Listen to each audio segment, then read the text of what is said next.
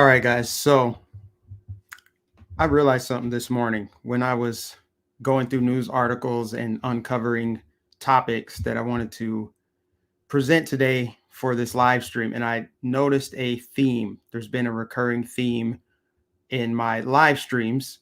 And I just want to say that I do not do this for sensationalism. I don't do it for attention. I don't do it for clicks. I realize a lot of the topics that I cover, especially today, are dark and heavy and depressing. The reason why I do it is because my son's future hangs in the balance, as does many other children in the country. They're the future. And if we do not protect children, if we do not stand up for children and call this evil out, then we're doomed. If we can't protect the most innocent, then we're doomed. And so I said a little prayer before this live stream. I always pray before, like make sure, like my words are guided and everything else like that. But I prayed for divine intervention because that's what we need in this world. That's what we need. We need God's truth and light to pierce through this darkness and evil. It's never been more apparent than right now how evil the world is. This is not the world I grew up in. This is not the country I grew up in. Things have progressively gotten worse. And each day, it seems to get worse and worse and worse. So without me even trying to seek out specific topics, just browsing news articles, just looking through things, I see the recurring theme. And it's with schools, it's with school board members, it's with teachers, it's teachers unions, it's everything from them covering up a rape to vaccination without parents' consent, sex education, going to gay bars without parents' consent, forced masking kids, special needs kids without parents' consent, lap dances, communist indoctrination. The list goes on and on. So before we get into all the darkness, I'm going to tug at your heartstrings first in a very positive way. So check this out. This is from my buddy Owen Schroyer over at InfoWars. This is a heart-touching national anthem from a young girl with special needs. If this is not the very beauty of God's existence, then I don't know what is. So check this out. This is how we're going to start today's stream. Is everybody ready? Oh, say, can you see by the dawn's early light what so proudly read at the twilight's last gleaming, whose footsteps and bright stars through the perilous fight bore the rampage we lost, were so gallantly streaming.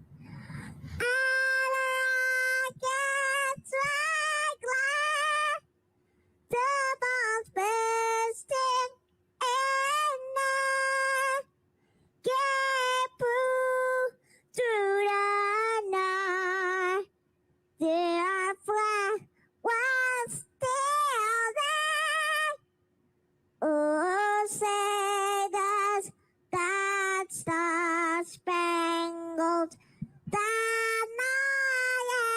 away, would the land of the ring and the home of the brave.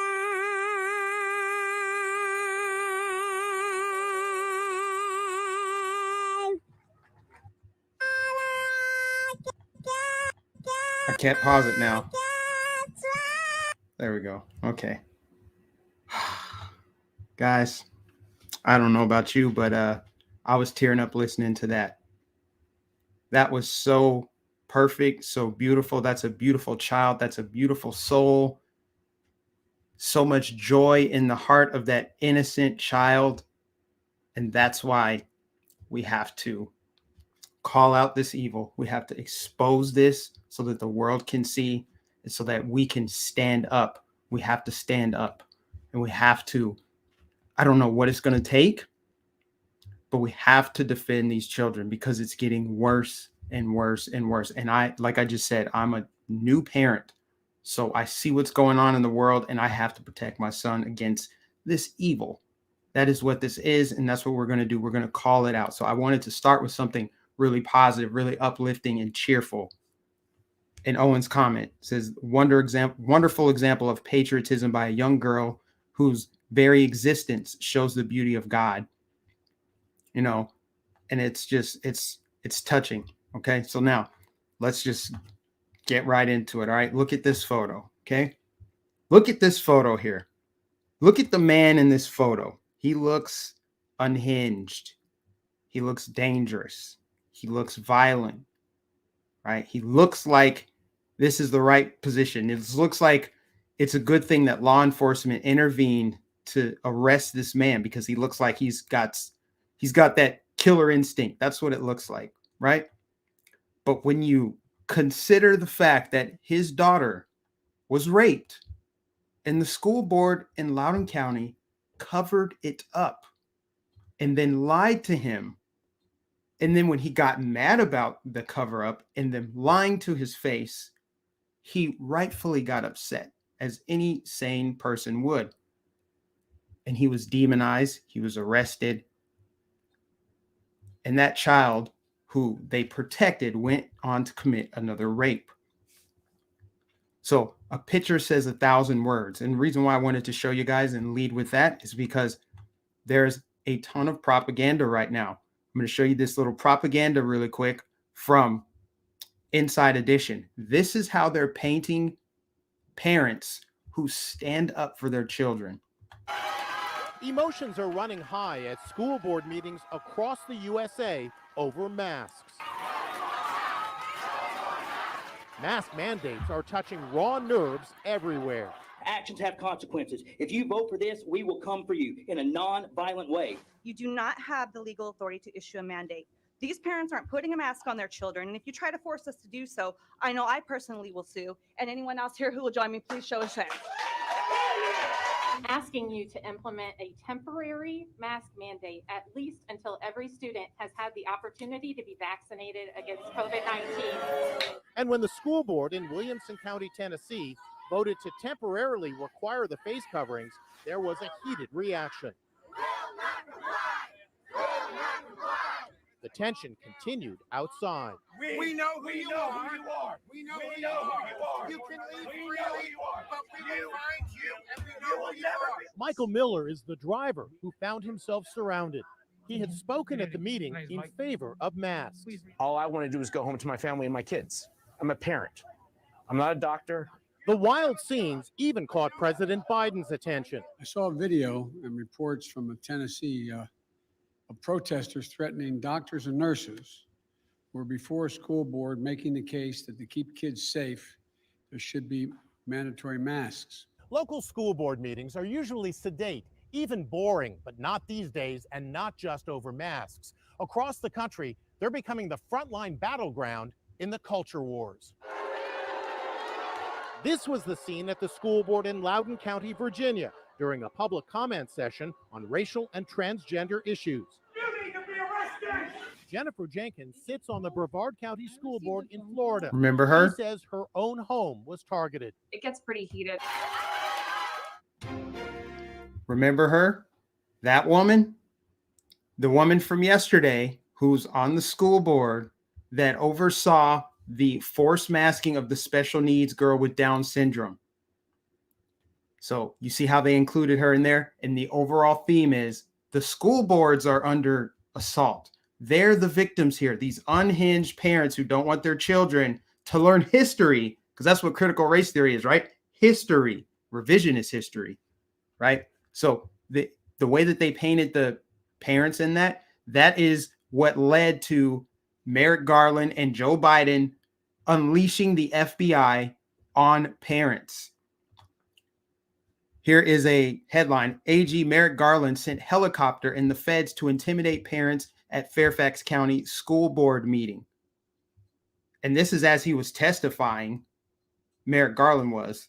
It came as the same day he was testifying. It's just, think about this. They're going after parents because you happen to notice everything that's going on with your children.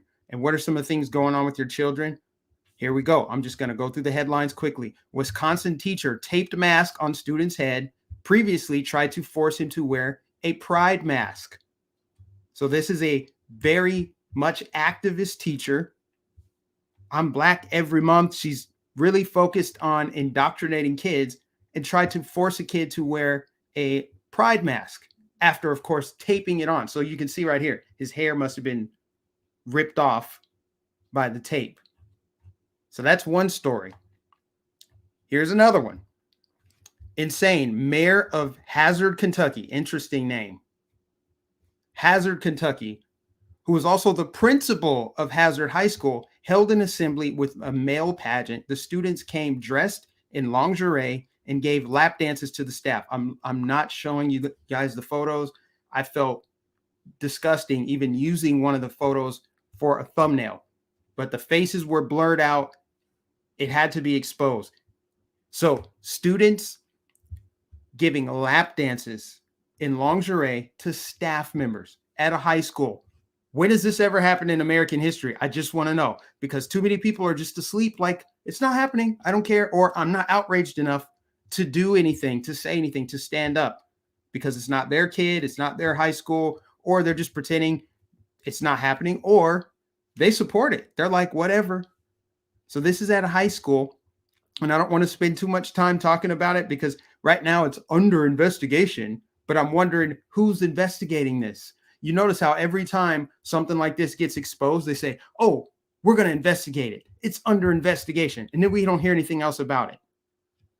This school district is now investigating a teacher who wrongfully did this, or a teacher who did that. Now we're investigating this Kentucky high school where students are lap dancing on staff. Photos of it. Disgusting, wicked. Where are the consequences? Better yet, where is the ACLU on this? Last week, I told you how they want to shake down the entire state of Hawaii over a Black student that got arrested. A Black student that got arrested for drawing a picture of somebody in her class that was bullying her.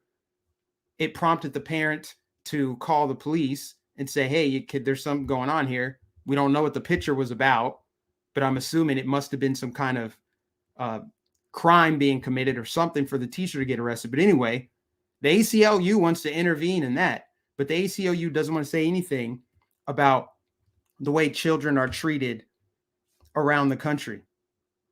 A kid arrested for not wearing a mask in Wyoming. Kids having face masks taped on their face.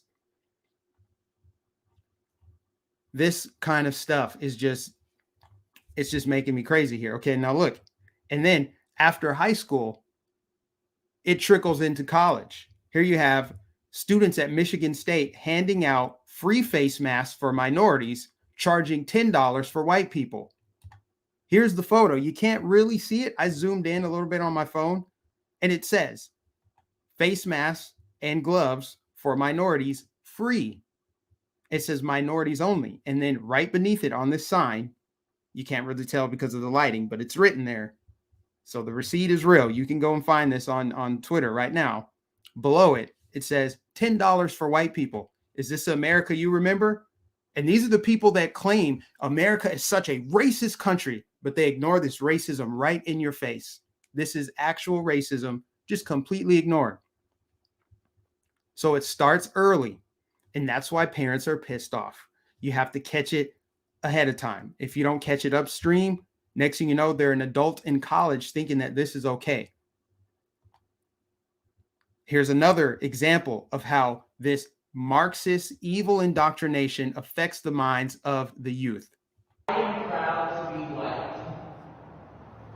3, 2, 1. Asking, are you proud to be white? That's what this is. Can there be a middle? All right. Yeah, pick a side. Pick a side. I don't know which one. Don't hate you guys. I almost went there too. It's like I think so like hard. guiltily, like I'm like happy that I'm not oppressed, but I'm not proud of like things people have done in the past. When I think of being proud of something, I think of something I worked for, or that I had to do nothing to be white, absolutely nothing, and nothing was taken from me because I was white. It's like saying I'm a proud white person is a completely different saying than saying I'm a proud Black person. Because when you hear I'm a proud Black person, I think empowerment, I think strength, I think courage, I think, all these amazing things that the Black community has done and accomplished throughout the years. But then when you say I'm a proud white person, already there's so much like hate involved in that. Thing about that is like how you said, someone who says I'm proud to be Black, that's empowerment. Why aren't I allowed to be proud to be white? What makes it wrong? What are you proud of? Just your skin color? Because yes, that is wrong. So you're saying I can't be proud to be white because I don't have a culture?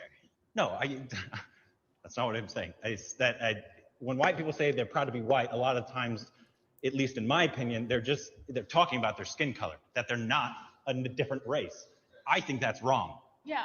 But as like we were talking about, as a proud Black person, they've been oppressed, that a lot of their culture was stolen from them. And a lot of the reasons that I don't like proud to be white is because it has, the Nazis used it. The KKK used it. I don't want to be associated with any of those things. So I'm just gonna completely stay away from that. Sure, I'm not proud of like what my culture's done, but at the same time, like I would not want to be anything else. If I had to choose another race, I don't know what I would be. I'm okay with where I am, even though I'm getting backlash about being white.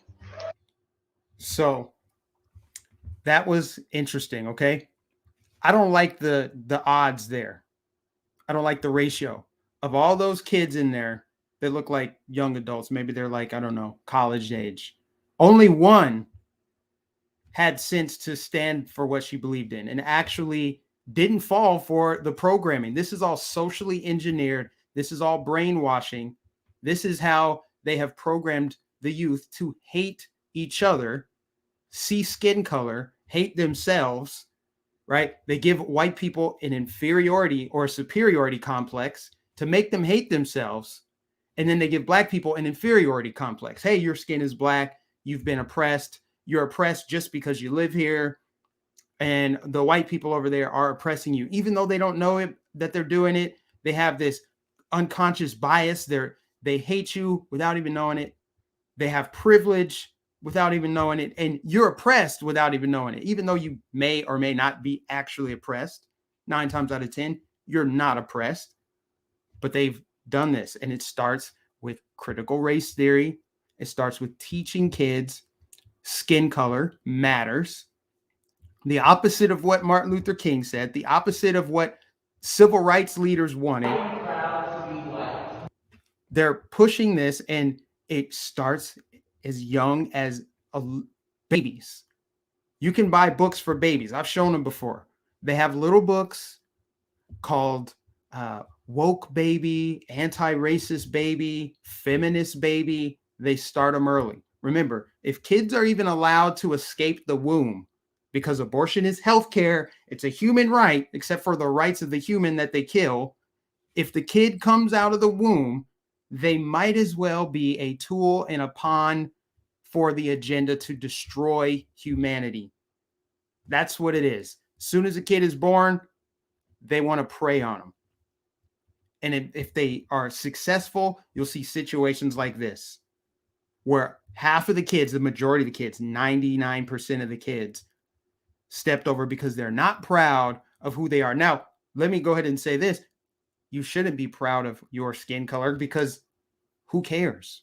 Who cares? You had no control over your skin color. You have no control over what God made you. But when you boil people down and reduce them to their skin color, then you're committing an act of evil. You're undermining God's truth, because it's about the person who you are on the inside. Your body is a shell. It's temporary. What kind of person are you? That's what matters. And that's what so many people don't understand. And it's because of racist, bigoted college professors like this Rutgers professor here. Some of you have seen her before. This is completely Inappropriate. It brings me no pleasure to play this, but we have to play it. I'm only going to play a couple minutes and I'm going to pause it and just roast this woman. This is just despicable. I think that white people are committed to being villains in the aggregate, right? The real sort of issue here, and I've heard people sort of say it, is one, I think that white people viscerally fear. It's not that white people don't know, right, what they have done. Off top, she's generalizing, making sweeping statements about an entire race of people. Completely, this is what communists do. They only see collective. They only see group identity. Your group identity supersedes your individual identity. Because of your skin color, you have a shared experience. She is a professor. So granted, it's adults that are taking her class. I mean, at that point, you're not being indoctrinated by force. You're paying to go to Rutgers University and hear this pseudo-intellectual trash.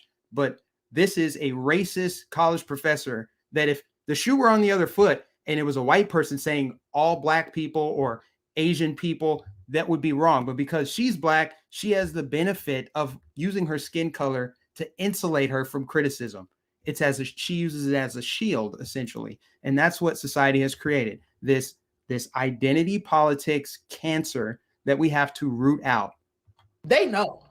They fear that there is no other way to be human but the way in which they are human, which is to, so, like you talk to white people and whenever you really want to have a reckoning about it, they say stuff like, it's just human nature. If y'all had all of this power, you would have done the same thing, right? And it's like, no, that's what. Who says that? I've never heard a white person say that. Never. Does that mean no white people say that? Well, sure. I'm sure there are some, but why would we highlight the minority of people? It's just like when they say, look we found somebody who still dresses in a Klan robe, a CNN hit piece from several years ago on Trump. They found a random guy in Pennsylvania that still dresses in a Klan robe, and they used him as a straw man to say, look, racism is still rampant in America.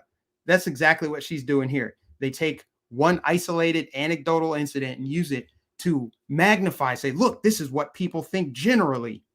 So completely dishonest. What white humans did. White human beings thought there's a world here and we own it. Prior to them, Black and brown people have been sailing across oceans, interacting with each other for centuries without total subjugation, domination, and colonialism. Right? Complete lie. If you think about all nations in history, historically, tribes warred against each other. Tribalism. You had Native Americans here. The native tribes here warred against each other. There was genocide. There was colonialization. There was territory. There was pillage. That's what happened in Africa too. So it happened in Asia. Barbaric, old school, tribal warfare, which is what they're trying to do again, reduce us all down to tribes. You're not an individual, you're part of a collective. And that collective over there doesn't like you, they're oppressing you, they hate you. So she's just pushing false narratives and propaganda. And again, college professor at Rutgers University. We have seen what a show this iteration of treatment of other human beings means, and that my hope is that we would do it differently, in the moments when we have some power. We will not do it perfectly, but I do think that all of us can sort of agree that a politics that says like there are superior and inferior human beings just isn't the way to go. And that's the thing that white people don't trust us to do, because they are so corrupt. Their thinking is so morally and spiritually bankrupt about power that they can't they fear viscerally, existentially letting go of power, because they cannot imagine that there's another way to be. It is either that you dominate or you are dominated. And isn't it sad that is spiritually who they are, and that they can't imagine a sort of more expansive notion of the world? You can't imagine another expansive notion of the world because of your skin color. You were born the wrong color is what this hate-filled, vitriolic bigot is saying right now. I can't believe that this is just on the internet. Twitter's not stepping in to censor it. It's not being labeled hate speech. Don Lemon ain't going to talk about it tonight. Trevor Noah's not going to talk about it. Jimmy Kimmel, you won't see it on The View. They won't talk about it at all. Biden and Kamala Harris will make no statement. You will hear nothing from the people who cry racism all day as one of their own because they all share this belief system. They share this belief. They know this. They spew all of this anti-white hatred constantly, right? And if you don't stick up for people who are being lashed out against, you don't stand up to the hostility, it's wrong regardless of who's doing it, regardless who it's directed towards, but they're doing it anyway. Now, this is the worst part of what she says right here, and then we're done. This is it. Can't do a full 5 minutes. We've already done enough of this woman. Can't do another 3 minutes, but there's one last thing that she says that just sends it completely over the top. The thing I want to say to you is we got to take these motherfuckers out. But I know, but like, we can't say that, right? We can't say, like, I don't believe in a project of violence. I truly don't. Because I don't believe in a project of violence, but we got to take these MFers out. That's what she said. We got to take these MFers out. Whatever that means, I'm sure she knows. She tried to backpedal a little bit because she understood how that was coming across. She overplayed her hand quite a bit because she knows she can get away with saying outlandish stuff for shock value or whatever else. And if some of you might actually recognize this woman, she's the woman who spoke to a bunch of other Black women who were overweight, and she proceeded to blame white people for diets not working for the overweight women that she was in the room with speaking to. She basically used all the mental gymnastics within her bandwidth to scapegoat her obesity and say it's because of white supremacy that I'm fat and my metabolism doesn't work the same because of the stress and how my fat cells respond to the stress. So if I do the Pilates like skinny white girls do, it won't work for me the same because of systemic oppression and racism. That's where we are in the United States of America. And that's why it's a shame to see how many people are just sitting by idly while Merrick Garland and the federal government, the FBI, are mobilizing to crush the rebellion, people standing up against this evil indoctrination. So you have a California school board president caught on a hot mic saying F you to concerned parents who question vaccines for children. Yeah, that really actually happened. We got the receipts right here. If you remember parents pounding on walls at the state capitol in 2019 in hopes that their voices would be heard, their voices were shamed, kind of like Scott just said. We are selfish for being vocal. Scott, we are vocal because we are our children's biggest advocates. Okay? Choose your own path, Scott. Choose your own path. That was very rude of you to say parents are selfish. You say Margaret's next. Thank you. Your time's up.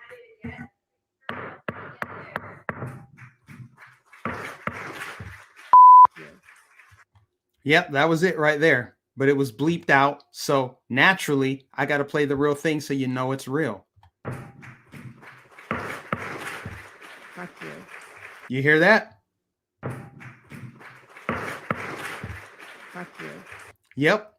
Sorry to play the profanity. I know some people don't like the profanity, but that's what's happening. School board member to concerned parent, F you. These arrogant, snarky school board members, they sit on this false moral high ground as they oversee the total destruction of kids. Total destruction. And then have the nerve to feel like they're the victim when somebody points it out and says, guess what? There's a special place in hell for people who abuse children. Just like a demon to get upset when called out, when told the truth. If you want to piss off somebody who's doing evil, tell them the truth. If you want to piss off somebody who's trying to do the right thing, lie to them. So Minnesota School Board orders parents to announce their home address before speaking at public meeting, despite the risk of making them targets for violence. So a school board in Minnesota, Mankato to be exact, doesn't want parents to talk at the school board meetings unless you have some information about them. For what? So you can tell law enforcement, so you can maybe tell some other people who aren't law enforcement but want to, take matters into their own hands. The audacity of these people.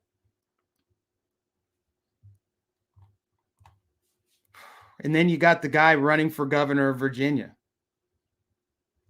The guy running for the governor of Virginia, here's what he has to say about parents who want to stand up for what their children are learning. I believe parents should be in charge of their kids' education. Mr. McCullough, 30 seconds. So first of all, this shows how clueless Glenn Youngkin is. He doesn't understand what the laws were because he's never been involved here in helping Virginia. But it was not. The parents had to write to veto books, Glenn, not to be knowledgeable about it, also take them off the shelves. And I'm not going to let parents come into schools and actually take books out and make their own decisions. You vetoed it. So, yeah, I vetoed stopped the bill that I don't think parents should be telling schools what they should teach. So Terry McAuliffe doesn't think parents should be able to dictate what their kids learn. They think they own your kids. They really do.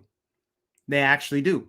And that's why they are trying to make kids do all this stuff and keep it from their parents. Keep it. Don't tell them. Don't show your parents what we are teaching you in class. Keep it a secret. It's okay if you want to get an abortion. It's okay if you want to change your gender. We don't have to tell mom and dad. This is the evil. I'm only covering this, you guys, so that we can raise awareness. More people need to know about it. More people need to know. Terry McAuliffe. I finally got his name right after trying to say it for like three days or whatever. Terry McAuliffe, who is probably going to end up being the governor of Virginia. Let's just be real here. They're going to find a way, even though the race, I guess, looks like it's dead even. He'll probably prevail. I don't have a lot of faith there. Virginia is a very, very blue state. But we'll see. You never know. You never know. But if he's elected, guess what? That rape of that father, that father that got really upset and got arrested, what else is going to go uncovered, basically?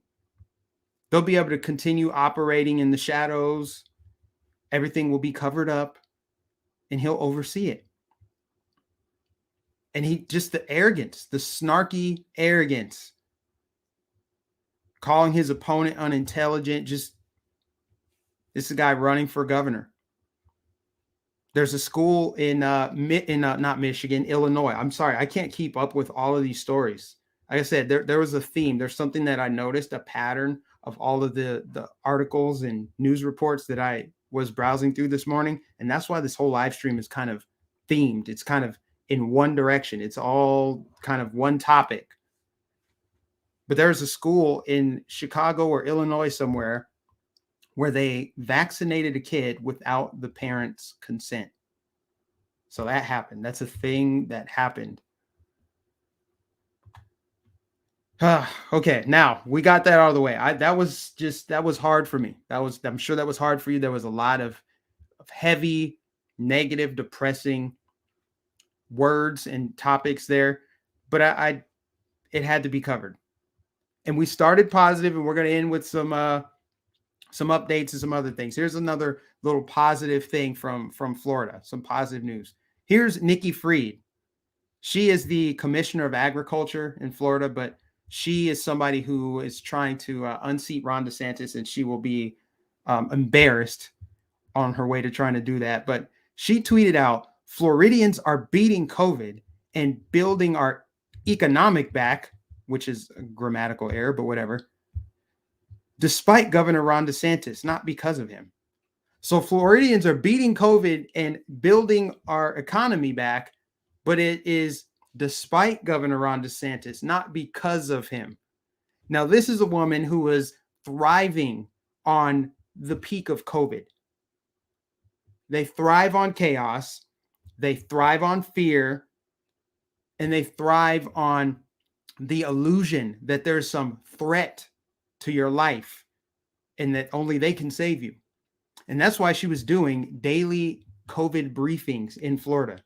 She was doing like that Andrew Cuomo daily, let's go out with like a task force. Let's have it set up all perfect as if I'm the governor. That's how she was doing it. She was doing that every single day over the summer right around the time she launched her campaign for governor.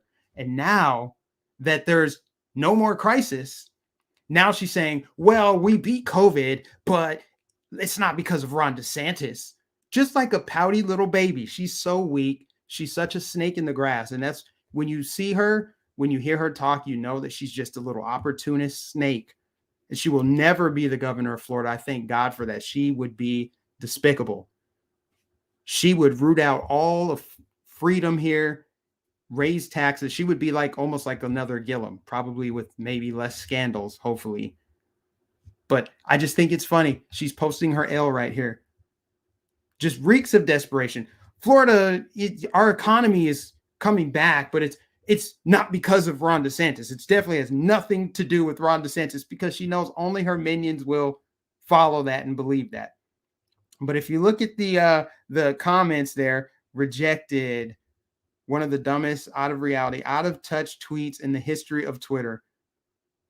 People are not really fond of Nikki Fried tweeting that, but she's just posting her L's. So that's how you know Governor DeSantis is doing one damn good job. If the only thing she can say is the economy might be working and COVID might be waning, but it's definitely not because of the leadership. Funny how that works. Now I want to bring you guys an update on what's going on in New York City. Tomorrow's the deadline for city workers to be vaccinated. So that's FDNY, NYPD, Department of Transportation, Department of Sanitation. They all have to be vaccinated by tomorrow, or there's going to be critical infrastructure that experiences a shortfall. So here's a little update on it. We begin here tonight with the vaccine mandate concerns ahead of Friday's deadline for the city's workers to get their doses. Some members of the FDNY are gearing up to protest against the requirement. And tonight, a high-ranking FDNY source is telling us that as many as 20% of fire companies could close. CBS 2's Jessica Layton reports. I don't think the mayor understands what's going to happen on November 1st. Warning of catastrophic staffing shortages and closing firehouses. Uniformed Firefighters Association President Andrew Ansbro says there will be deaths if the mayor doesn't budge on his mandate. With the vaccine deadline for all city workers looming, Ansbro, who is vaccinated, says 3,500 firefighters still haven't taken the shot. Well, the vast majority of New York City firefighters have already been sick.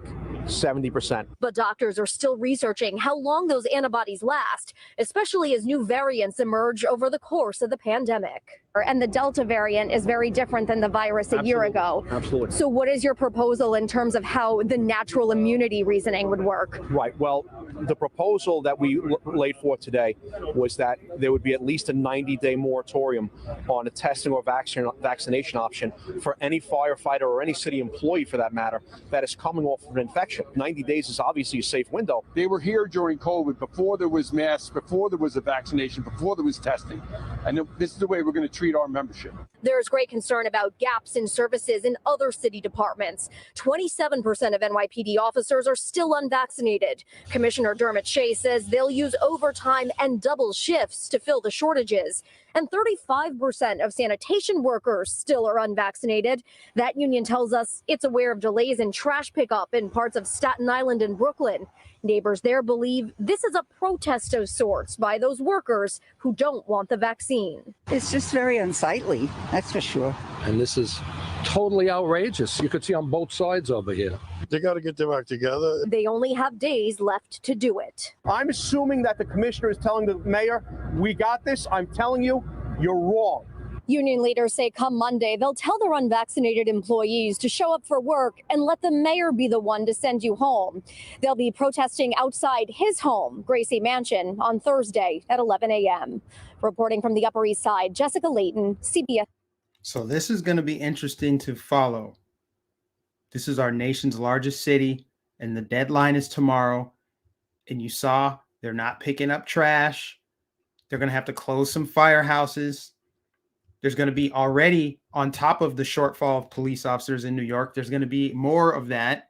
So something's got to give here. Something's got to give.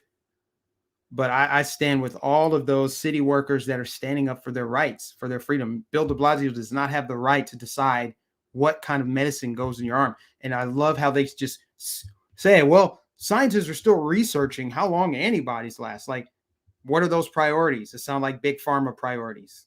Let's get to that last. Antibodies, we don't care about those. Ridiculous. So all eyes on New York City right now. We will see what happens, but I'm willing to bet there's going to be something else to cover. There's going to be another large, massive protest that we are going to have to cover because the world needs to see what's going on in New York as the evil, wicked people in this world are launching a war on humanity. Now, let's get to something about defund the police. You guys remember that? Here's how it started. I will never co-sign on funding a police department that continues to brutalize us. And I will never stop saying, not only do we need to disinvest in police, but we need to completely dismantle the Minneapolis Police Department. And here's how it's going. What we must also recognize is that the reduction in policing currently in our city and the lawlessness that is happening is due to two things. One, the police have chosen to not fulfill their oath of office and to provide the public safety they are owed to the citizens they serve, right? It's documented. But even before that, it was documented. The Minneapolis Police Department is the most dysfunctional police department in our state and probably in the country. The second part is that there has to be accountability and someone that is actually taking responsibility for what the police does and doesn't do. And that doesn't exist in this moment. Don't you just love it? You love it. Another L posted by one of your favorite members of Congress, Ilhan Omar. So she said, it's a two-part thing. One, they're not honoring their oath to serve and protect. You mean the people you just demonized, the people that have been demoralized, the people that you're defunding, and the people that you'll be voting to disband and put out of work? There's a measure that the residents of Minneapolis will be voting on, I believe in November. Next week, actually, they'll decide if the police should be disbanded and replaced by something else. So she changed her tune quite a bit from last year when she stood on her little soapbox and said, we need to dismantle the police department. Of course, she has private security, taxpayer funded, so she's okay with that. But defunding the police in Minneapolis was a top priority and just dismantling them altogether. How about the fact that Derek Chauvin just got completely convicted of everything, right? So police officers in Minneapolis are like, I don't want to be the next show. I don't know what the next George Floyd situation is going to be. So they're telling, and I believe their police chiefs are even telling, like, don't even worry about it. Traffic stops are down. So naturally, they're not getting as many illegal guns off the street. They're not getting as many criminals off the street. The Soros-funded prosecutors are releasing criminals back into the community. So you're just compounding all of the crime in that city. And it's, downstream from the rhetoric of politicians like Ilhan Omar. Ilhan Omar, part of the Justice Democrats, Soros-funded, most radical members of Congress this country has ever seen. I showed the flow chart of it. You can look it up. It's all online. You can see who funds Act Blue and, or not Act Blue, Justice Democrats, who funds them, and which politicians birthed out of that super PAC or whatever it is, organization, NGO, Soros funded. That's how you got Ilhan Omar. Some people did something. The cash for ballots, Ilhan Omar, that Project Veritas exposed. See, guys, the reason why I keep talking about this is, when are we going to see consequences? When are these people going to be locked up? We know that they won't escape judgment beyond the grave. There's a special place for people who commit acts of evil and who do the bidding of the father of lies, like an Ilhan Omar, like these teachers unions, like these school boards, Merrick Garland, Joe Biden, Nancy Pelosi, or Lori Lightfoot. This is the last topic here. Last one. This is a good feel-good movement. People are waking up and they don't really like the leadership in Chicago, and they're making it known.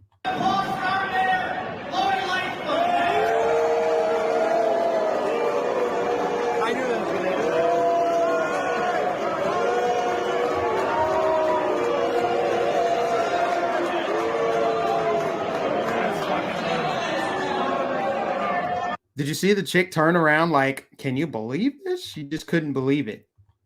Look at the look on her face. She just couldn't believe it. Like, what? She's shocked to see that people of Chicago don't like this leader. That's good. That's a good start. It's a good start.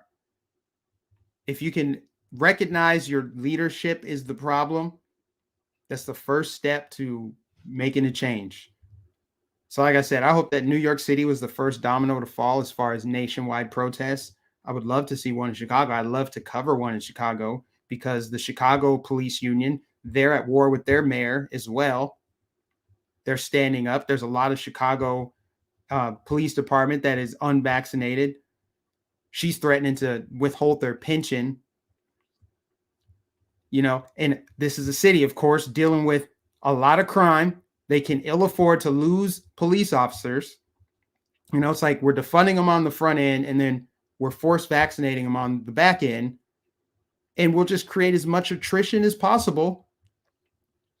And then we'll try to go and once the crime gets crazy and normies start to notice, then we'll give them some lip service and backpedal a little bit and the cycle continues. They thrive on this chaos. Absolutely, they do. That's the last thing I had to cover, you guys. I think I got through it all. Actually. Well, there was one other thing. Let's pull it up here. Oh, and it's in Chicago. So perfect. There may be an ad ahead of this. I don't know. But this is a climate change thing. Climate change risk of Chicago.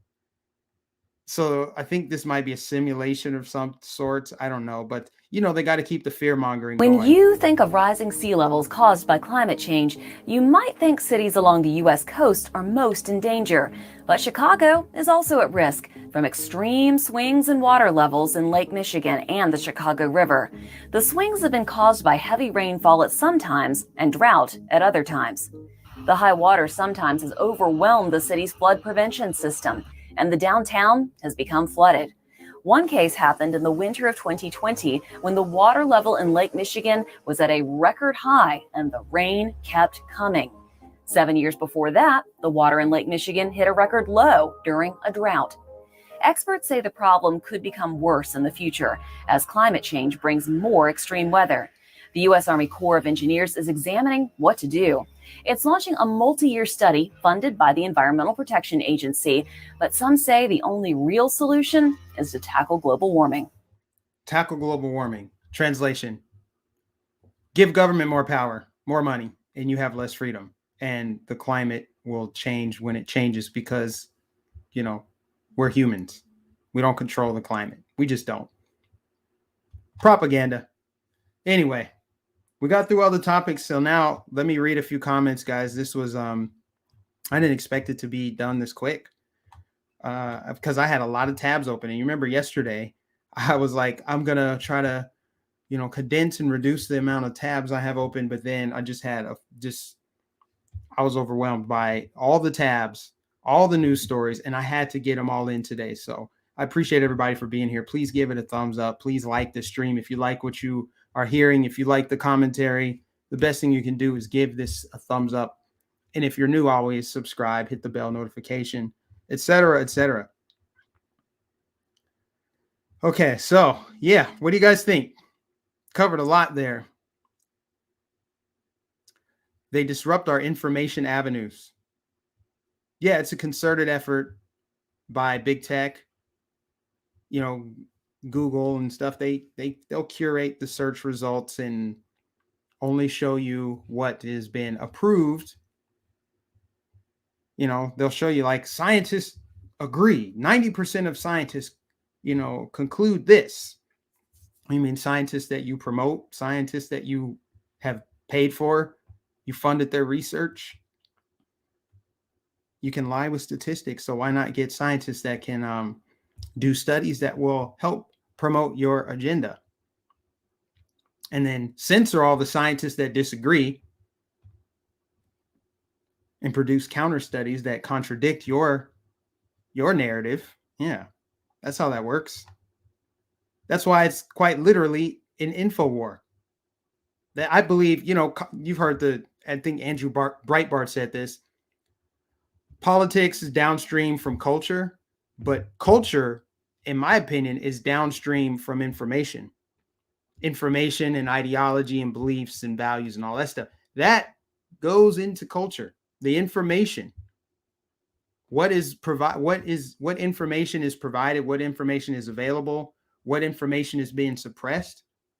If the only information that's being provided, for example, to young kids right now is that there are multiple genders and it's okay to do all these things, you can transition early. If that's what they're hearing, if that's the only information they have, well, then that's gonna, be influenced in culture, kind of work hand in hand to program and, brainwash the youth. If you take nothing else away from this stream today, I want you to take away that I do this for the youth. We have to protect kids. We have to secure the future of our country. This is just completely unacceptable. I refuse to just sit by and pretend like, well, this is just normal. It's just progressive. It's just progressives making us better. We're progressing by regressing, obviously, holding up racist signs saying white people got to pay $10 for a mask and gloves, but if you're a minority, you get it for free. Tony, that's not the country I grew up in, and that's not the country I want my son to grow up in. Rachel says, thank you, Mike. You are a blessing to the American people. I just think, I don't know, man. I just call it like I see it. And I pray for guidance. If there's something I'm not seeing, if there's something that I get wrong, I want to know about it. I value the truth. The truth is a value. Kids should have no brainwashing and only think for yourselves. Yeah, they're not teaching kids how to think. They're teaching them what to think. They're teaching ideology. They're sexualizing kids. High schoolers twerking on staff and giving them lap dances. Lingerie. High schoolers in Kentucky, supposedly a red conservative state. Are you going to hear Mitch McConnell say anything about it? Probably not. Probably not. No. Will anybody of consequence condemn this?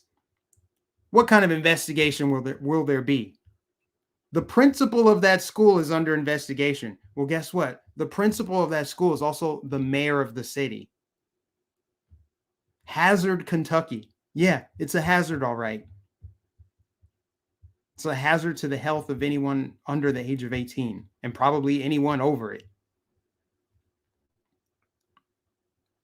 Public schools need to be defunded. That might be the worst part of it all, is your money goes towards it. And if you happen to notice and if you want to do something about it, Merrick Garland wants to use the federal government, the FBI, law enforcement to crush you. And yeah, I saw the hearing yesterday. I saw him get grilled by Tom Cotton and Ted Cruz and others. And that was great. It's good that it's on record he's being grilled and that there's basically there's a document now. We can document that this took place, that people did call for him to resign. But that's the end of it. We won't hear anything else. I'm calling on you to resign. I'm calling on Fauci to resign. They're not going to resign. Newsflash. So while, yeah, it's good for Ted Cruz to puff his chest out and say all this, but at the end of the day, that's it. Nothing else comes of it. Merrick Garland will not resign. Will he ease up on going after parents? Will he try to try to do a little damage control, call off the dogs, maybe, I don't know.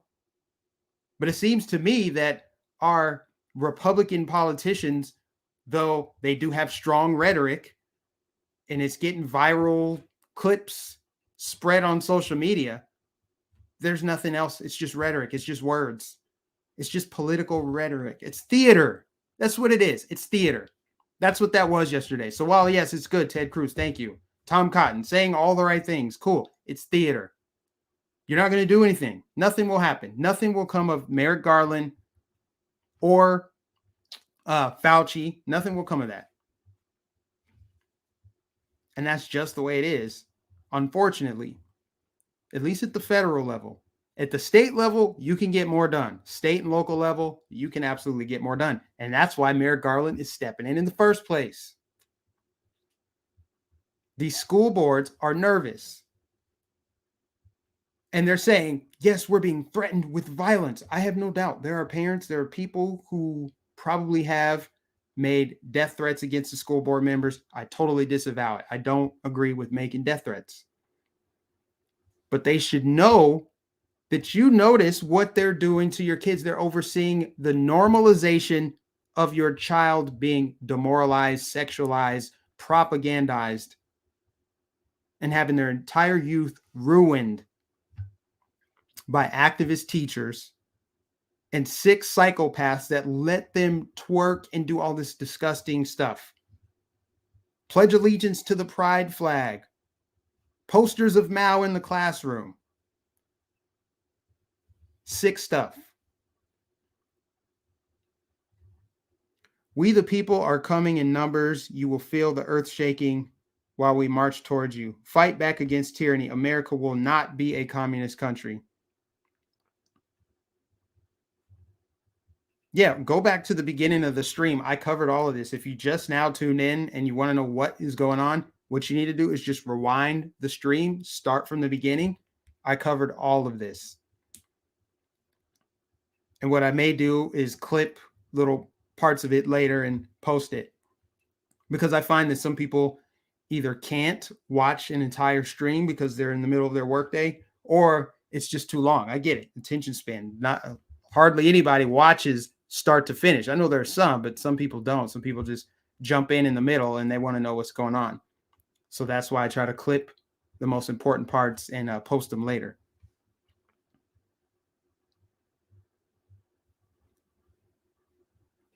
They didn't impeach Obama nor hold him accountable for his corruption. They'll never hold any corrupt Democrat accountable.